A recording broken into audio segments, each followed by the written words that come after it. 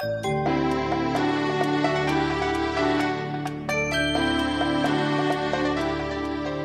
final 17th principle of Your Right to be Rich, the law of cosmic habit force, presents us with a paradox. On the one hand, Dr. Hill's students have sometimes said that this is the most difficult principle to understand. On the other hand, it is perhaps the simplest principle of all. Perhaps the paradox lies in the fact that cosmic habit force is so obvious. It surrounds and permeates everything in the cosmos. The sweep of the galaxies, the ebb and flow of the tides, the rhythm of the seasons. And as the saying goes, it can be easy to overlook the obvious. Simply put, cosmic habit force is the law through which the balance of the universe is maintained in orderliness through established habits. If the universe is a company, then cosmic habit force is its comptroller. That's the big picture, if you will. The small picture, the reason cosmic habit force is so important to you, is that through it, you create the individual habits that become a fixed part of you. Habits that can be positive or negative. You must learn the secrets of cosmic habit force and how to apply its power to your physical and mental behaviors. The power is there, and whether you know it or not, you are using it every day. How you use it can lead you to failure or to success. Dr. Hill. If any of you happen to be students of Emerson, if you've read The Law of Compensation, you'll get the sum and the substance of this lesson very much more quickly, and you'll also get more out of it. After I had read Emerson's essays for 10 years, especially the one on compensation, and finally had interpreted what he was talking about, I said that someday I would rewrite that particular essay so that men and women could understand it the first time they read it. And the lesson that you get tonight is that rewrite.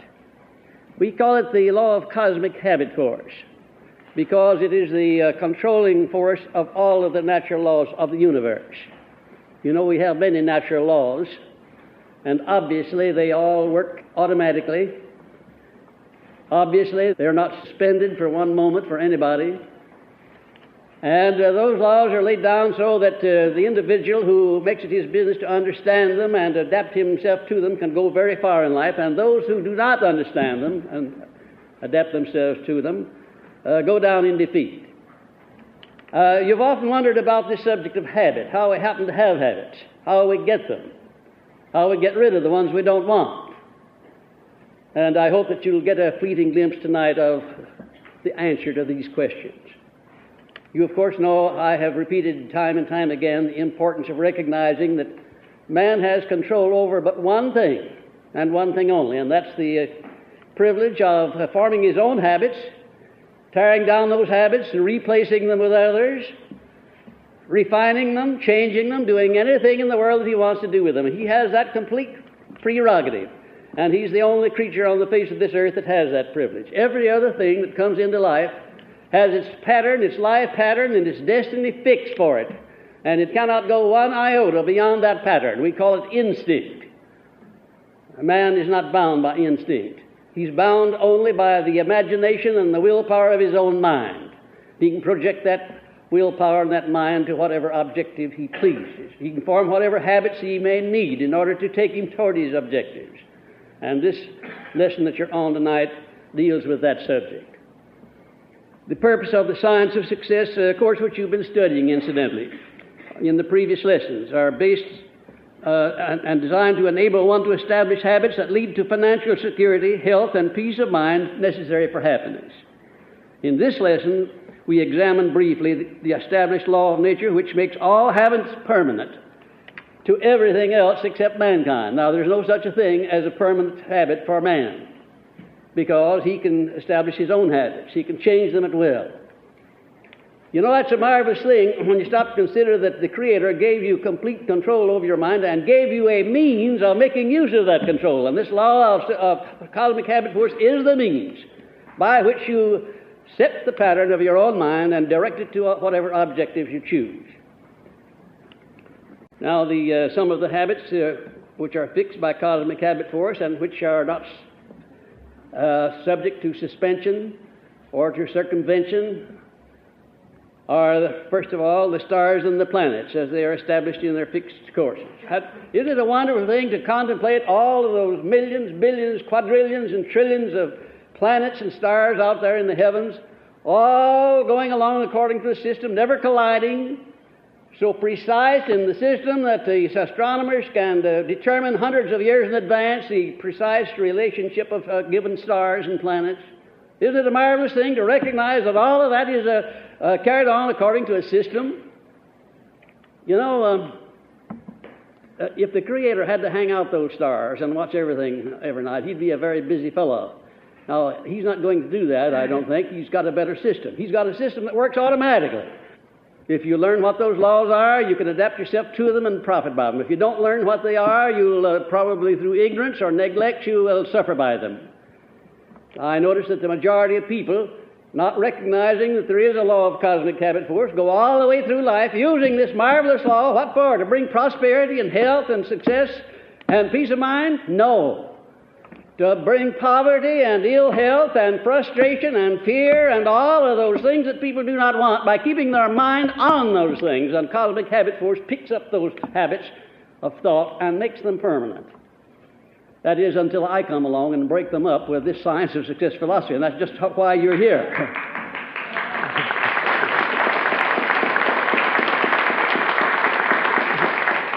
Mr. Stone and I had a very charming lady in our office last week wanting to sell us some space or something in a book that she was getting out based upon the birth dates of people. She wanted to know what my birth date was. And Mr. Stone didn't let her get very far with her story because he told her that he would have nothing to do whatsoever with any system or book that presupposed that birth date had anything to do with what happened to one in life.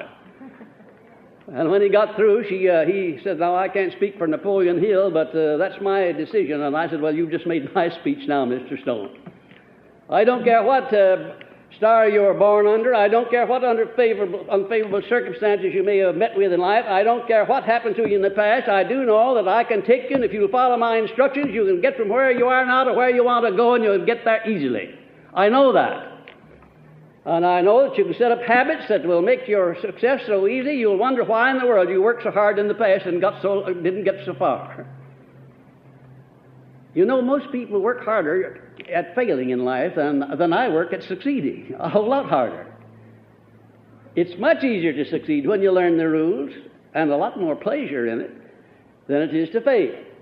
And you certainly are not going to succeed unless you understand this law of cosmic habit force and start building habits that lead to where you want to go. All actions and reactions of matter are based upon the fixed habits of cosmic habit force. Had you ever stopped to think of it? That the very smallest particles of matter all exist as a result of habits that are fixed upon. And the perpetuation of every living thing through the sex principle. Each seed reproduces its own kind, but each individual reproduction is modified by the vibrations, that is, the environmental influences of the environment in which it exists. Thought habits of individuals are automatically fixed and made permanent by cosmic habit force. Now, there is one for you to think about. Thought habits of individuals are automatically fixed. Whether you will it or not, the thoughts that you give expression to are going to be fixed into habits. You don't need to worry about it. If you keep your mind on the things that you want to become a habit, cosmic habit force will take over from there on out. The individual creates the pattern of his thoughts by repetition of thought on a given subject, but the law of cosmic habit force takes these patterns and makes them permanent unless they are broken up by the will of the individual. Wouldn't it be a terrible thing if we couldn't break habits? And when I see the number of people smoking cigarettes nowadays, I'm beginning to think maybe they can't break that habit. When I see all the publicity that the magazines and newspapers give about the high death rate of lung cancer due to cigarettes, I'm wondering whether or not people can break the cigarette habit. Well, don't get mad about it. I don't smoke either. Something to think about, though, isn't it? You know, I'll tell you something, friends. If you want to go ahead and get lung cancer smoking cigarettes, that's your business. I haven't a thing in the world to say about it. But I want to give you a little test that might be helpful. If you can't start out tomorrow morning and prove that your willpower is stronger than a little pinch of tobacco in a little piece of silk paper, then you want to begin working on your willpower right away and re-educating it. When I quit smoking, I laid my pipes down. I told Annie Lou to take them and throw them away. I wouldn't be needing them. She said, put them away until you call for them. I said, throw them away. I'll not be needing them. Habits? Well, now some of the habits which are fixed by cosmic habit force and which are not subject to suspension or to circumvention are, first of all, the stars and the planets as they are established in their fixed courses.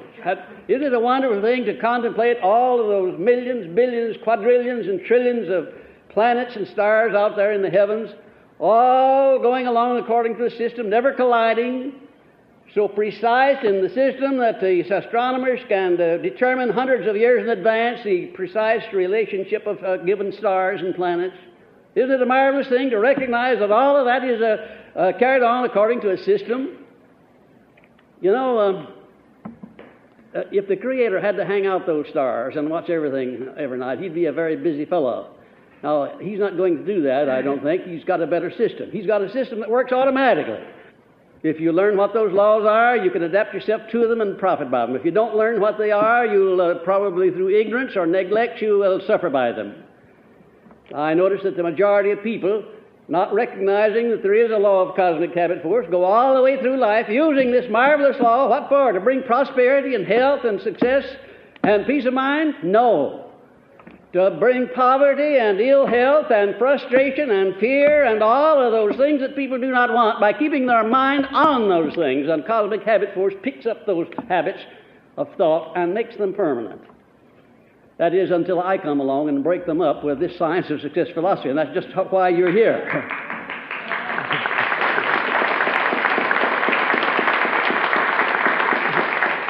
Mr. Stone and I had a very charming lady in our office last week wanting to sell us some space or something in a book that she was getting out based upon the birth dates of people. She wanted to know what my birth date was. And Mr. Stone didn't let her get very far with her story because he told her that he would have nothing to do whatsoever with any system or book that presupposed that birth date had anything to do with what happened to one in life. And when he got through, he said, now, I can't speak for Napoleon Hill, but that's my decision. And I said, well, you've just made my speech now, Mr. Stone. I don't care what star you were born under. I don't care what unfavorable circumstances you may have met with in life. I don't care what happened to you in the past. I do know that I can take you, and if you follow my instructions, you can get from where you are now to where you want to go, and you'll get there easily. I know that. And I know that you can set up habits that will make your success so easy, you'll wonder why in the world you worked so hard in the past and didn't get so far. You know, most people work harder at failing in life than I work at succeeding, a whole lot harder. It's much easier to succeed when you learn the rules, and a lot more pleasure in it than it is to fail. And you certainly are not going to succeed unless you understand this law of cosmic habit force and start building habits that lead to where you want to go. All actions and reactions of matter are based upon the fixed habits of cosmic habit force. Had you ever stopped to think of it? That the very smallest particles of matter all exist as a result of habits that are fixed upon. And the perpetuation of every living thing through the sex principle. Each seed reproduces its own kind, but each individual reproduction is modified by the vibrations, that is, the environmental influences of the environment in which it exists. Thought habits of individuals are automatically fixed and made permanent by cosmic habit force. Now, there is one for you to think about. Thought habits of individuals are automatically fixed. Whether you will it or not, the thoughts that you give expression to are going to be fixed into habits. You don't need to worry about it. If you keep your mind on the things that you want to become a habit, cosmic habit force will take over from there on out. The individual creates the pattern of his thoughts by repetition of thought on a given subject, but the law of cosmic habit force takes these patterns and makes them permanent unless they are broken up by the will of the individual. Wouldn't it be a terrible thing if we couldn't break habits? And when I see the number of people smoking cigarettes nowadays, I'm beginning to think maybe they can't break that habit. When I see all the publicity that the magazines and newspapers give about the high death rate of lung cancer due to cigarettes, I'm wondering whether or not people can break the cigarette habit. Well, don't get mad about it. I don't smoke either. Something to think about, though, isn't it? You know, I'll tell you something, friends. If you want to go ahead and get lung cancer smoking cigarettes, that's your business. I haven't a thing in the world to say about it. But I want to give you a little test that might be helpful. If you can't start out tomorrow morning and prove that your willpower is stronger than a little pinch of tobacco in a little piece of silk paper, then you want to begin working on your willpower right away and re-educating it. When I quit smoking, I laid my pipes down. I told Annie Lou to take them and throw them away. I wouldn't be needing them. She said, put them away until you call for them. I said, throw them away. I'll not be needing them. Habits? Well,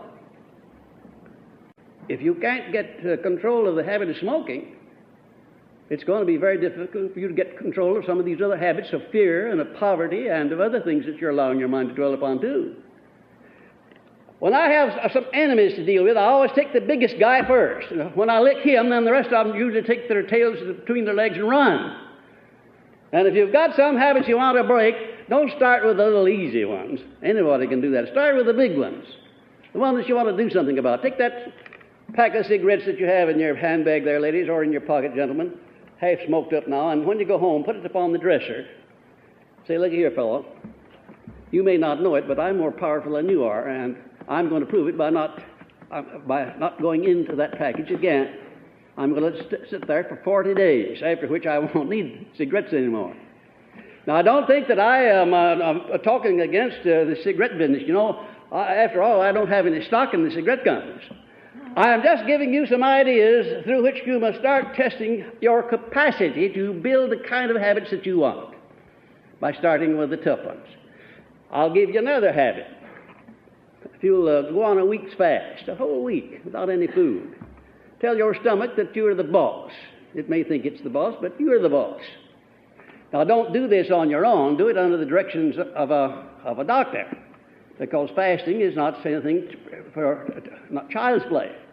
Get control over your stomach, and you'll be surprised at how many other things you have control over when you have control over your stomach. You know, how in the world can we expect to be successes in this world if we are going to allow all these myriad habits that come along through the circumstances of our daily life to take hold of us and rule our lives? We can't expect to be successes. We have to form our own habits long enough until cosmic habit force takes them up automatically. Now, let's take up the question of how the individual may apply the law of cosmic habit force. First, in connection with physical health. The individual may contribute to the healthful maintenance of his physical body by establishing habit patterns in connection with the following subjects, and there are 4 of them.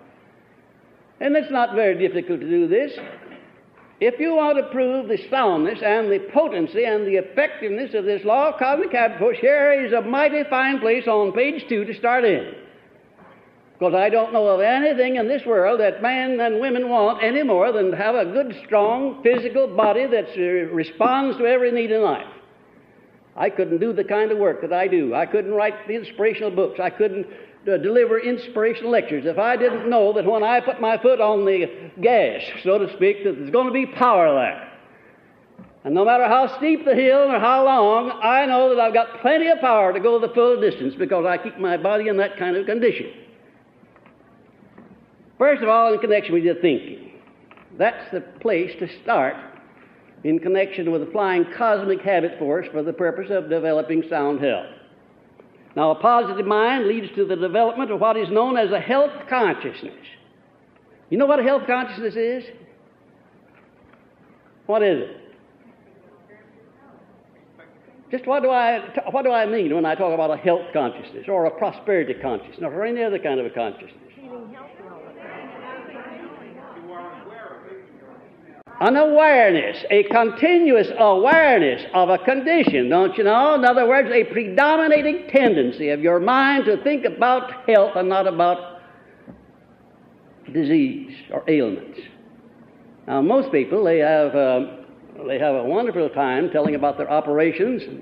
I had a very good friend of mine visit me not more than 6 months ago, and he had just come out of the hospital. And I want to tell you that his vivid description of his operation was such that I could feel the surgeon's scalpel turning in my back.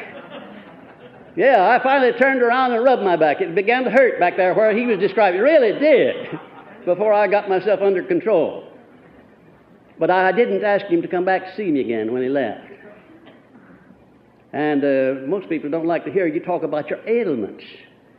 They're not interested in your ailments. You ought not to be either, except to get rid of them. And the best way to get rid of them is to form a health consciousness. Think in terms of health. Talk in terms of health. Look in the glass a dozen times a day and say, you healthy man or you healthy woman. Talk to yourself. You'll be surprised at what will happen. Now, the positive mind leads to the development of what is known as a health consciousness, and cosmic habit force carries out the thought pattern to its logical conclusion. But it will just as readily carry out the picture of an ill health consciousness created by the thought habits of the hypochondriac, even to the extent of producing the physical and the mental symptoms of any disease on which the individual may fix his thought habits through fear. Isn't that a marvelous thing to know that if you think about a certain ailment or disease long enough, nature will actually simulate it in your physical makeup? We had down in Wise County, Virginia, I know elderly lady down in the mountain section when I was a small boy, used to come over to my grandmother's every Saturday afternoon and sit on the front porch and entertain us all afternoon with the operations of herself, her husband, what her husband died with, what her mother died with, what two of her children died with, and then she always wound up, after about 3 or 4 hours of this, by saying, I know that I'm going to die of cancer. Put her hands on her left breast like this. I've seen her do that a dozen times. I didn't know what cancer was at the time. I found out later. Years later, some 10 years later maybe, my father sent me a copy of the county paper, and I saw an announcement of Aunt Sarah Ann Steele's death of cancer of the left breast. She finally talked herself into it. Now, that's not an exaggerated case at all. It just happens to be one of the cases that I know about. You can talk yourself into a headache. You can talk yourself into a bilious condition. You can talk yourself into anything and think yourself into it if you allow your mind to dwell upon the negative sides of your physical body. So thinking is important. Now, in eating, the mental attitude and the thought patterns established while one is eating and during the following 2 or 3 hours while the food is being broken down into liquid form for introduction into the bloodstream may determine whether the food enters the body in a suitable form for the maintenance of sound health. And did you know that the mental attitude that you're in when you're eating becomes a part of the energy that goes into your bloodstream? Did you know that? Well, if you don't know that, you better be learning about it, because it does. You can't afford to eat when you're disturbed. You just can't afford to do it. You can't afford to eat when you're too tired physically. Sit down, rest, relax. As a matter of fact, food should be a form of a religious exercise. It should be a ceremony, a religious ceremony.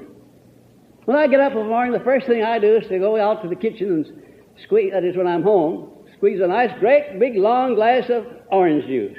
I worship every drink, every ounce of that orange juice as it goes down. I don't just turn up a glass and go, let it all go down at once. I let it go down a little at a time and worship every mouthful of it. Now, if you think I'm just kidding, if you think I'm just filling in time because I don't have anything else to say, perish the idea, because I'm telling you something that's very important about your eating. And if you get into the habit of blessing your food, not only when you sit down to the table, but bless it as it goes into your body, if you get into the habit of doing that, I want to tell you right now, it'll go a long way toward keeping you healthy. And then third, in connection with your work. Here, too, mental attitude becomes a vital ally of the silent repairman that is working on every cell of the body while one is engaged in physical action. Therefore, work should become a religious ceremony also, with which only positive thoughts are mixed. I think one of the tragedies of civilization consists in the fact that there are so few people in the world at any one time who are engaged in a labor of love. That is, doing the thing they want to do because they want to do it, not because they just have to eat and sleep and wash some clothes. I'm hoping and praying that before I shall have crossed over on the other side, that I will have made valuable contributions to mankind to the end that individuals may find a labor of love in which to make a living and earn their way. What a grand world this would be to live in if it weren't for some of the people who live here. And what's wrong with some of the people? Well, not anything wrong with them, it's just their habits that are wrong. They think wrong. That's what's the matter with them. Let them think in terms of good health and of opulence and of plenty and of fellowship and of brotherhood instead of stirring up race riots, all of that sort of thing, setting man against man and brother against brother, nation against nation, thinking in terms of war instead of cooperation. Why, there's plenty in this world for everybody, including the squirrels and animals and birds. Plenty of it for everybody. If only some people wouldn't try to get too much and try to keep other people from getting enough through wrong thinking. I honestly don't want any advantage, any benefit of any nature whatsoever that can't be shared with all of my people everywhere. I don't want anything that I can't share with people. I want no advantage over other people, save only the opportunity of sharing with them my knowledge and my ability to help them to help themselves. Work, what a marvelous thing it is. Observe that, for instance, the famous Mayo brothers have discovered that 4 vitally important factors must be observed to maintain sound physical health: an equal balancing through thought habits of work and play and love and worship. Now, is that an interesting thing? That's authentic, can come from the great Mayo Institute, where they have had thousands of people pass through their clinics. They have found out that where those 4 things are out of kilter, out of balance, almost invariably it results in some form of physical ailment. Observe that here enters a sound explanation of one of the major reasons for adopting and following the habit of going the extra mile. This habit not only benefits one economically, but it enables one to work with a mental attitude that leads to sound physical health. Isn't that a wonderful thing? When you're doing something out of a spirit of love, out of a spirit of desire to be of help to other people, not out of a selfish desire, it tends to give you better health and to build up better health habits. And for comparison, consider the person who has the habit of griping and performs all work grudgingly and in a negative frame of mind. Nobody wants to even work with him, and nobody wants to employ him if he can find somebody else who doesn't gripe. The fellow who gripes while he's working not only damages himself, but he damages everybody around him. Mr. Andrew Carnegie told me that one single negative mind in an organization of 10,000 could more or less discolor the mind of everyone in there inside of 2 or 3 days without even opening his mouth or saying anything, just by releasing thoughts. You go into a home where there's fighting between members of the family, and the moment you cross the threshold, even when you get in I can tell when I get in the front yard whether I want to go in or not, whether it's safe to go in or not. And certainly after I get in there, I can tell. We have an experience in our home that makes me prouder than anything I can tell you about. Almost invariably, when a person walks into our home for the first time, they look around and make some complimentary expression such as this. For instance, an outstanding publisher came to see me not long ago, and when he walked into our living room, he said, "Oh, what a beautiful home." And then he looked around again, and after all, it was just an ordinary home. There's not anything outstanding about it. He said, "Well, the word beautiful is not just the word I want." He said, "It's the way I feel when I get in here." He said, "The vibrations are good." I said, "Now you're getting hot. You're getting up my alley." This home is charged and recharged constantly with positive vibrations. No inharmonies inside of this house are permitted. Even our dogs have picked that up, our little Pomeranians. They respond to the vibrations of that home. And they can tell a person that's not in harmony with that home the moment they come in, and they don't like that kind of a person. Little Sparky will go up and sniff a person, and if he's pleased with that harmonious atmosphere, she'll go over and kiss his hand. And if she's not pleased, finds that he's not in harmony, she'll bark at him and back away. I didn't teach her that either. It's her own idea. So homes, places of business, streets, cities, all have their own vibrations made up of the dominating thoughts of those who work and go that way. You go down Fifth Avenue in New York City, I don't care whether how little money you've got in your pocket, and if you walk along there with those big prosperous stores along about Tiffany's, you'll catch the feel of that crowd, and you'll feel like you're prosperous too, although you may not have very much money. You'll go just 4 blocks over in the other direction, over to 8th Avenue or 9th Avenue in Hell's Kitchen, and I defy you to walk 1 block there without feeling like you were as poor as a church mouse, even though you may have all the money in the world.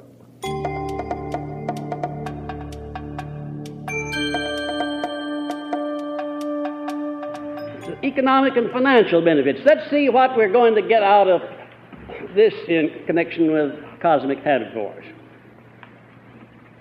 First of all, a definite major purpose.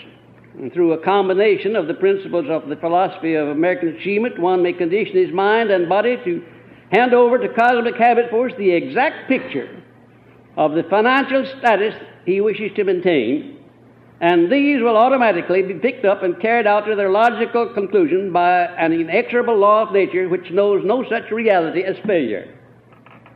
Now, I have observed by studying people who are successful, and I've had probably more opportunity to study successful people at close range than any other man living today, I have observed that they think constantly in terms of things they can do, never in terms of things they can't do. I once asked Henry Ford if there was anything he wanted to do that he couldn't do. He said, "Why, no, I don't think about the things I can't do. I think about the things I can do." Now, the majority of people, however, are not like that. They think about the things they can't do and worry about them, and consequently, they can't do them. They think about the money they don't have and worry about it, and consequently, they don't have it and never get it. You know, money's a peculiar thing, isn't it? Somehow or another, it just doesn't follow the fellow around that doesn't believe he's got a right to get it. I wonder why that is. Money is a kind of an inanimate thing. I don't believe it's the fault of the money. I don't think the fault's there. I think it's in the mind of the person who doubts that he can get it. I notice that when students of mine start believing that they can do things, it starts to change their entire financial condition. I notice that when they don't believe they can do things, they don't do them. So the whole purpose of this philosophy is to induce my students to build up habits of belief in themselves and in their ability to direct their minds to whatever they want in life, and to keep their minds off the things they don't want. If you don't know too much about Mahatma Gandhi, it'd be a good idea for you to get a book, read up on the life of Mahatma Gandhi. There's a man who didn't have anything to fight the British with except his own mind. He didn't have any soldiers, he didn't have any money, he didn't have any military equipment, he didn't even own a pair of breeches. And yet he put to rout the great British Empire with his mind power, just resisting them. He didn't want them, he didn't accept them, and finally the British they got the big idea and got out. Surprising how many individuals will do that when you set your mind against them. You don't have to say anything, you don't have to do anything, you just have to say in your own mind, I don't want that person in my life, and eventually he'll get out, sometimes very quickly. I'm telling you, this mind power stuff, it's powerful, it's potent, it's marvelous, it's profound if you once become acquainted with it and start using it. Now, this philosophy is the medium by which one's thought habits may be controlled until they are taken over by cosmic habit force. And it is well to here call attention to the fact that no one has ever been known to become financially independent without having first established a prosperity consciousness. Just as no one may remain physically well without having first established a health consciousness. I remember so well my greatest difficulty when I started out with Andrew Carnegie. My greatest difficulty was forgetting that I was born in poverty and illiteracy and ignorance. It took me a long time to forget the little mountain hut in the mountains of Wise County, Virginia, where I was born. Long time before I could forget about that and get it out of my system. And always when I'd start out to interview an outstanding man, I'd think, oh, well, I'm so insignificant. When I come into his presence, I guess I'll be ashamed and afraid because I remembered where I came from. I remembered my poverty. It was a long time before I could shake that poverty off. But finally I did it. And when I began to think in terms of opulence, I began to say then, well, why wouldn't Mr. Edison see me? Why wouldn't Mr. Wanamaker see me? Because I'm just as big in my field as he is in his. I not only felt that, ladies and gentlemen, but I saw the day when I made it come true. It's an achievement when you can reach out and influence the lives of millions of people all over the world beneficially. I say that's an achievement. And I say it never would have been done if I hadn't changed the habits, thoughts of Napoleon Hill. That was my biggest job, believe me. My biggest job was not getting in to see the men of affairs and to get their collaboration. That was easy. My biggest job was to change the habits of thinking of Napoleon Hill. And had I not changed those habits, the books that I have written that inspire millions of people never would have had the effect that they had. Because when an author writes a book or makes a speech, the exact mental attitude that he's in when he's speaking or writing is conveyed to his audience, and no man lives who is smart enough to keep that audience from picking up the thoughts. You read a book that anybody writes, and you'll have impressions about that writer as you read that book. And you couldn't possibly read one of my books without knowing down deep in your heart that I'm dealing with fundamental principles, as fundamental as infinite intelligence itself. You know that. You don't need anybody to prove it to you. And before I could write books of that kind, I had to completely build over my thought processes, my habits of thinking, and learn to keep my mind on the things that were positive and keep it on there automatically. Fixations of fear and faith. Did you know that each one of you came over to this plane with a marvelous doctoring system of your own? Did you know that? A chemist, don't you know, that breaks up your food and distributes it, takes out of it the things that nature needs? And did you know that if you think right, eat right, exercise right, and live right, you know that this doctor inside of you does everything else automatically? They call it body resistance. I don't care what you call it. It's a system that nature gave you for balancing everything that you need to keep your body in fine condition all the time. But you have to do your part. Now, faith. A fixation's a wonderful thing if it doesn't happen to be a negative fixation. But you want to look out for these fixations of fear and self-limitations, the things that you can't do, the fear of criticism or the fear of anything else. But if you want to make use of fixation and benefit by the law of cosmic habit force in doing so, go to work on the fixation of faith. Fixation of applied faith. Now there's a fixation you can tie to. And there's a fixation, if you tie to it properly, when you reach out there and call for the things you need, you'll find them always in place. If they're not where you thought they were, they'll be close at hand. By all means, cultivate that kind of a fixation. Don't let it get away from you by neglect. How do you go about making a fixation of anything? Any thought habit? How do you go about it? Repetition, that's right, and applying it in everything you do and think and say. Repetition. Some of you are old enough to have remembered the Coué formula. Day by day and every way I'm getting better and better. Millions of people all over this country were saying that. And it didn't amount to a tinker's dam, not swearing, D-A-M, a little small coin, unless the person saying it believed it. It wasn't what he said that counted, it was what he thought while he was saying it. And there were a lot of people that said it over and over again and then finally turned thumbs down on it because they said, oh, it didn't work for me because I didn't believe in it in the first place. You can understand why it didn't work. It makes no difference what formula you use, or whether you use any oral formula or not, as long as your thought patterns are positive and you can repeat them over and over again. I want you to follow the habits of thinking in positive terms until cosmic habit force takes up your mental attitude and makes it predominantly positive and not predominantly negative. The circumstances of life are such that the majority of people their minds are predominantly negative all the time. Now what you want to do is to change all of that and make the mind predominantly positive all the time. So no matter what you want, you can turn on the power and get some response from infinite intelligence. Infinite intelligence is not going to do anything for you while you're in a state of anger, no matter how much right you have to be angry. Infinite intelligence is not going to do anything for you, but she's going to let you do something to yourself if you keep yourself in a state of a negative mind. You can't afford to go into action. You can't afford to go into expression. You can't afford to have human relationships while you're in a negative mental attitude. And the best way to keep from being in the negative mental attitude is to start to build up these positive habits and to let cosmic habit force take them over and make them predominant in your mind. Here are the negatives that you should avoid making into fixations: poverty, imaginary illness, laziness, just plain everyday garden variety of laziness. You know what a lazy man is? He's a man who hasn't found a labor of love. That's right.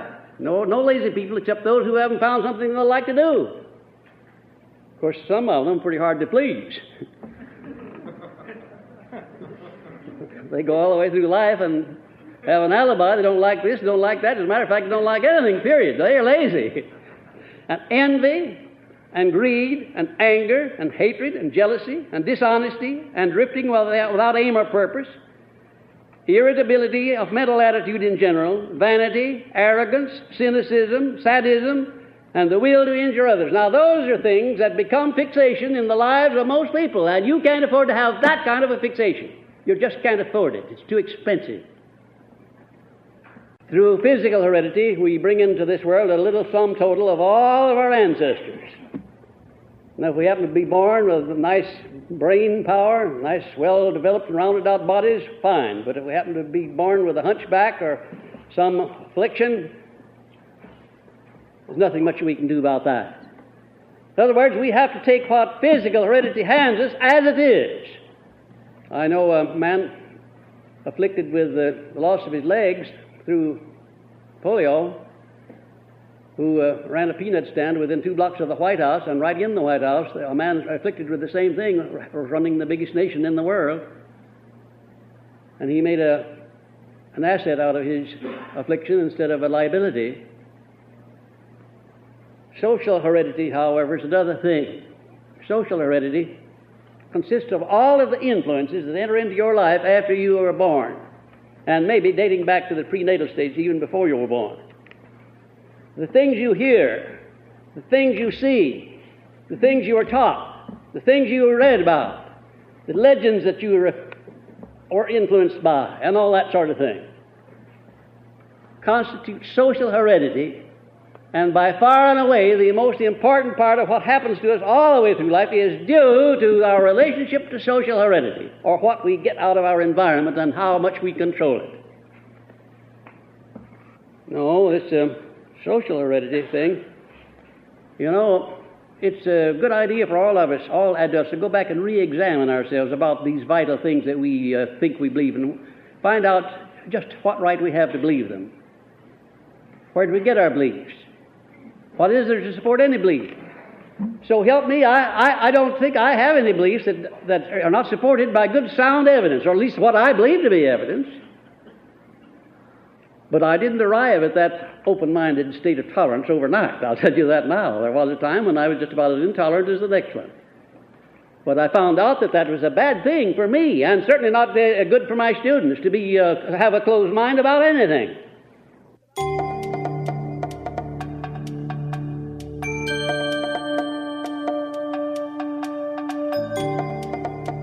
This concludes the discussion of the law of cosmic habit force, the 17th and final principle in Your Right to be Rich. Now that you've listened to Dr. Hill's entire presentation of his philosophy, we recommend that you listen to it again, and again, and again. Go over and over the materials in this program until they become second nature, become, in the truest sense of the phrase, a part of you. Our presentation of Dr. Hill on these cassettes has an historic character to it. By that, we mean that these tapes comprise a kind of album of classic audio snapshots taken in Chicago in the spring of 1954. But the philosophy itself is not static in the way a snapshot is. It is every bit as alive and vital and viable today as it was when Dr. Hill created it years ago. It is a philosophy that will work for you, as it has worked for millions of others, millions who have lived by and profited from its teachings in the past, millions more who will live by and profit from its teachings in the future. You are one of those people. You are a student of this science of success. Now you can put its power to work for you every day of your life and achieve the riches in every aspect of your life, personal and professional, that you have always dreamed of. You're already ahead of most of the pack because you've done something most people will never do. You've taken the first, the biggest step. You've begun. A new path of joy, fulfillment, and achievement lies before you, and we wish you well on your journey.